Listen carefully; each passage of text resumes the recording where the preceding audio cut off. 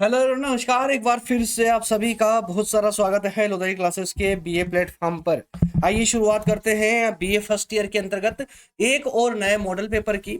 आज दोस्तों हम बात करने जा रहे हैं हिस्ट्री माइनर की। जी हाँ, तो आपके बीए फर्स्ट ईयर में इतिहास माइनर में जिन दोस्तों का सब्जेक्ट है उस पर वन बाय वन करके दोनों पेपरों पर हम चर्चा करेंगे। चूंकि आज हम बात करने वाले हैं हिस्ट्री के पेपर वन की, है ना, माइनर में। चूंकि माइनर में दो पेपर होते हैं आपके, तो फर्स्ट पेपर पर आज हम चर्चा करेंगे जिसका नाम है भारतीय सामाजिक संस्थाएं। और कल जो पेपर होगा माइनर पेपर टू वाला, जिसका नाम है भारतीय आर्थिक संस्थाएं। तो इन दोनों प्रकार की संस्थाओं वाले सब्जेक्ट को हम वन बाय वन करके कवर करने वाले हैं। तो आज शुरुआत कर रहे हैं इतिहास के माइनर पेपर फर्स्ट की। ठीक है ना, चलिए शुरुआत करते हैं।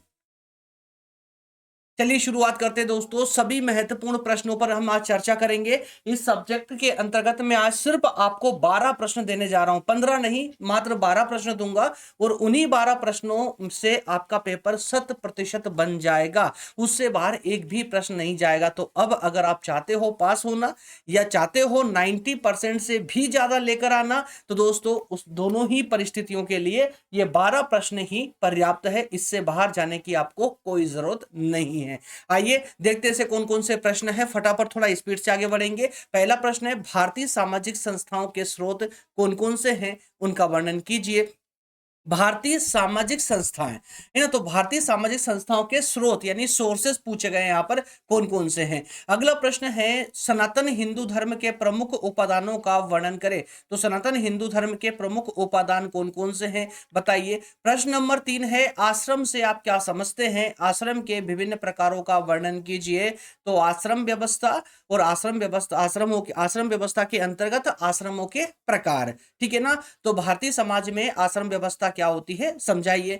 प्रश्न नंबर 4 है, ऋण से आप क्या समझते हैं, हिंदू धर्म ग्रंथों में ऋणों से मुक्ति के लिए क्या क्या उपाय बताए गए हैं। ऋण यानी कि ये क्रेडिट लेना नहीं है, उधार लेना नहीं है ना, बल्कि ऋण जो परंपरागत होता है, याद रखिएगा। तो हिंदू धर्म शास्त्रों में या हिंदू धर्म ग्रंथों में ऋण से मुक्ति पाने के लिए कौन कौन से उपाय बताए गए हैं और कितने प्रकार के ऋण होते हैं, ये सारी बातें आपको इस प्रश्न में बतानी होगी। प्रश्न नंबर 5 है, पुरुषार्थ की धारणा की विवेचना कीजिए, यानी पुरुषार्थ क्या है और पुरुषार्थ के प्रकार बताइए। तो अथवा वाले प्रश्न को देखिए जरा, पुरुषार्थ से आप क्या समझते हैं और पुरुषार्थ के विभिन्न प्रकारों को बताइए।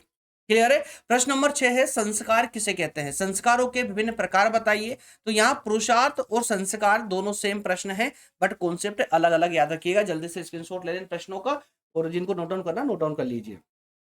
क्योंकि मॉडल पेपर में मैं आप लोगों को वही प्रश्न लेकर आता हूं दोस्तों जो एग्जाम के दृष्टिकोण से महत्वपूर्ण है। और मैं उन नए बच्चों को बताना चाहूंगा कि जो हर बार अभी पिछले कई कुछ दिनों से देख रहे हैं कि और कमेंट भी करते हैं कि सर आप सिर्फ मॉडल पेपर देते हो, यानी कि आईएमपी क्वेश्चन आंसर देते हो, इसके अलावा कुछ प्रोवाइड ही नहीं, मतलब कोई क्लासेस नहीं आती है आपकी। तो उन बच्चों को बता दूं, एग्जाम टाइम पे यहाँ पर मैं सिर्फ, क्योंकि बच्चों का लोड बहुत ज्यादा होता है, बहुत ज्यादा बच्चे हैं तो उनका प्रेशर बहुत होता है, सभी का किसी का एग्जाम ना बिगड़े उसके लिए ही मैं यहाँ पर ये मॉडल पेपर प्रोवाइड करता हूँ एग्जाम टाइम पे। सबसे पहले हमने थर्ड ईयर के मॉडल पेपर दिए, फिर सेकेंड ईयर के एग्जाम आ चुके थे तो सेकेंड ईयर के मॉडल पेपर दिए, और अब चूंकि आप फर्स्ट ईयर वालों के एग्जाम चल रहे हैं तो अभी मैं फर्स्ट ईयर के मॉडल पेपर आपको प्रोवाइड कर रहा हूँ। लेकिन जैसे ही एग्जाम खत्म होंगे वैसे ही हम डिटेल क्लासेस स्टार्ट कर देंगे न्यू बैच 2027 के नाम से। तो जिन दोस्तों को भी डिटेल में पढ़ना है, डिटेल बैच लेनी है, यूट्यूब पर ही फ्री ऑफ कॉस्ट है ना, कोई चार्जेस नहीं, फ्री ऑफ कॉस्ट। जिन दोस्तों को भी मेरे साथ में डिटेल में पढ़ना है, कॉलेज स्टाइल में पढ़ना है, वो उस चैनल को सब्सक्राइब करके रख लीजिएगा, ताकि ये चैनल कहीं एग्जाम के बाद ना हो जाए, नहीं तो फिर से आपको परेशानी आ सकती है ना। चलिए आगे बढ़ते हैं, फिलहाल लेते हैं जो भी आईएमपी क्वेश्चन है। मात्र 12 क्वेश्चन में आपको आज देने जा रहा हूं, 12 क्वेश्चनों में से ही जो है आपका पेपर बन जाएगा, ये मेरी गारंटी, ये मान लीजिए। अगला प्रश्न है, भारतीय संस्कृति में संस्कारों के प्रयोजन और उनके प्रमुख उद्देश्यों को स्पष्ट करते हुए संस्कारों के आधारभूत तत्वों का सविस्तार वर्णन कीजिए। तो भारतीय संस्कृति में संस्कार, ठीक है, तो संस्कारों का प्रयोजन और उन संस्कारों का उद्देश्य क्या रहा है, और संस्कारों के आधारभूत तत्व। क्लियर है। 3 कॉन्सेप्ट आपसे इस प्रश्न में पूछ लिए गए हैं। प्रश्न नंबर 8 है, भारत में शिक्षा एवं शिक्षण के प्रमुख सिद्धांत कौन कौन से हैं, बताइए। तो शिक्षा और शिक्षण के सिद्धांत। प्रश्न नंबर 9 है, एक प्रमुख शिक्षा केंद्र के रूप में नालंदा विश्वविद्यालय पर प्रकाश डालिए। एकदम सिंपल से प्रश्न है यार, बहुत ज्यादा ऐसे उलझन वाले प्रश्न नहीं है। और है ना, चलिए अगला प्रश्न है, परिवार को परिभाषित करते हुए इसकी सामान्य एवं विशिष्ट विशेषताओं पर प्रकाश डालिए। परिवार से आप क्या समझते हैं, इसके आवश्यक आवश्यक लक्षणों को बताइए। वही प्रश्न नंबर 11 है, आधुनिक युग में परिवार में हो रहे परिवर्तनों को बताइए। तो आज वर्तमान में परिवार में जो परिवर्तन हो रहे हैं, यानी कि जो संयुक्त परिवार से एकल परिवार में परिवर्तित होते जा रहे हैं, उन प्रतिमानों को हमें विस्तार से समझाने की आवश्यकता होगी। और आज का आखिरी प्रश्न है, संयुक्त परिवार से आप क्या समझते हैं, इसके मुख्य कार्यों का वर्णन करते हुए उन कारकों की विवेचना करें जो इसके विघटन या इसमें परिवर्तन के लिए उत्तरदायी है।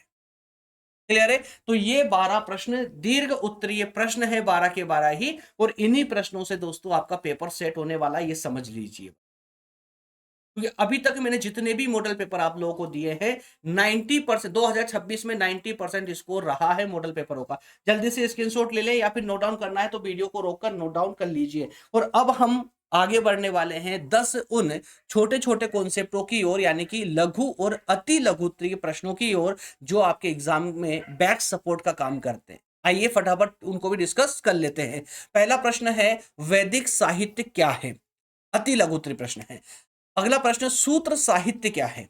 प्रश्न नंबर 3, श्रुति और स्मृति, ये दोनों क्या होती है? अगला है, श्रुति एवं स्मृति का महत्व बताइए।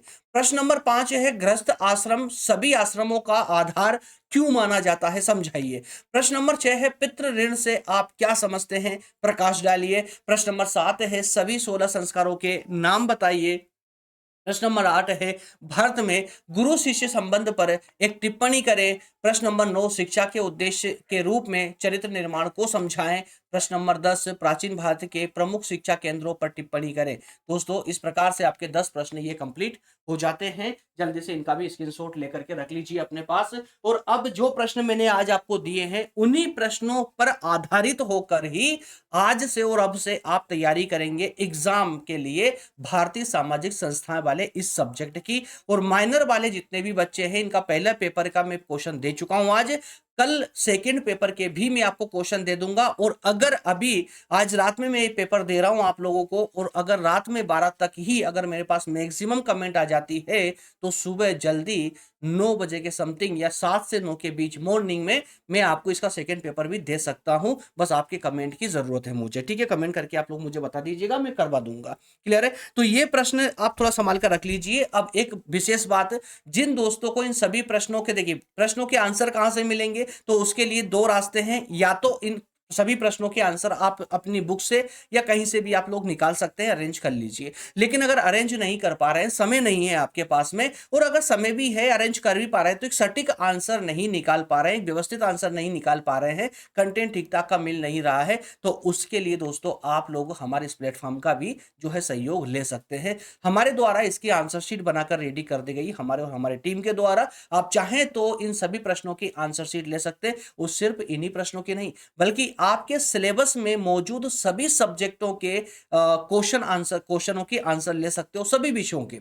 कैसे मिलेगी, तो ध्यान सुनिएगा। इसमें एक छोटा सा सब्सक्रिप्शन अमाउंट होता है दोस्तों, जो आपको पे करना होता है, सब्सक्रिप्शन प्लान लेना होता है। यदि आप किसी भी एक सब्जेक्ट, यानी जैसे अगर अभी आपने इतिहास माइनर का पहला पेपर देखा है, इस पेपर के क्वेश्चनों का आंसर चाहिए आपको, तो उसके लिए सिर्फ एक सब्जेक्ट का, तो उसके लिए आपको 99 रुपए का सब्सक्रिप्शन प्लान लेना होता है। और यदि आप चाहते हैं कि आपको ऑल सब्जेक्ट मिल जाए, सभी विषयों के क्वेश्चन आंसर मिल जाए, एमपी क्वेश्चन आंसर, तो उसके लिए ऑल सब्जेक्ट सब्सक्रिप्शन 399 का सब्सक्रिप्शन अमाउंट पर पे आपको जो है सब्सक्रिप्शन लेना होता है, 399 का सब्सक्रिप्शन, ठीक है? इस 399 वाले सब्सक्रिप्शन प्लान में आपको आपके सिलेबस में जितने भी सब्जेक्ट है फर्स्ट ईयर में, उन सभी के मॉडल पेपर और उन मॉडल पेपरों के, यानी उन क्वेश्चनों के आंसर एक व्यवस्थित नोट्स के रूप में आपको पीडीएफ नोट्स के रूप में मिल जाते हैं। क्लियर है? वो सभी हिंदी माध्यम में अवेलेबल है, याद रखिएगा। इंग्लिश वाले बच्चे ध्यान से सुन लीजिए इस बात को। इस पेज का कैसे मिलेगा, तो इस पेज का स्क्रीनशॉट लेकर के नंबर दिए गए इस नंबर पर इस पेज को व्हाट्सअप करिए, और व्हाट्सअप करेंगे वैसे हमारी टीम आपको सब्सक्रिप्शन का मैसेज